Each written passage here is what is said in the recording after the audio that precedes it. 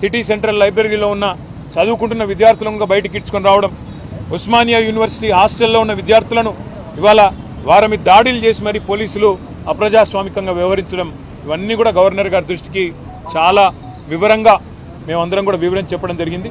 Governor గారు చాలా గట్టిగా స్పందించినారు. హోమ్ సెక్రటరీని నేను పిలుచుకుంటాను, తప్పకుండా అన్ని వివరాలు అడుగుతాను, విద్యార్థుల మీద ఈ రకంగా జరగడం మంచిది కాదు అని కూడా వారు అన్నారు.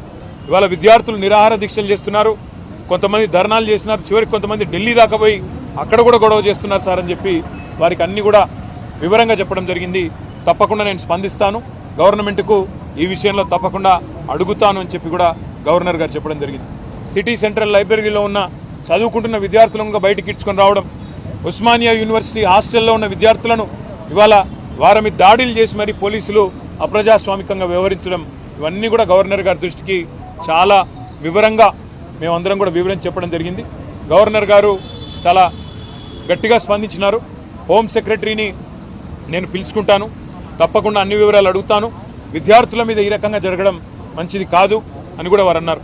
ఇవాళ విద్యార్థులు నిరాహార దీక్షలు చేస్తున్నారు, కొంతమంది ధర్నాలు చేస్తున్నారు, చివరికి కొంతమంది ఢిల్లీ దాకా పోయి అక్కడ కూడా గొడవ చేస్తున్నారు సార్ అని చెప్పి వారికి అన్ని కూడా వివరంగా చెప్పడం జరిగింది. తప్పకుండా నేను స్పందిస్తాను, గవర్నమెంట్కు ఈ విషయంలో తప్పకుండా అడుగుతాను అని చెప్పి కూడా గవర్నర్ గారు చెప్పడం జరిగింది.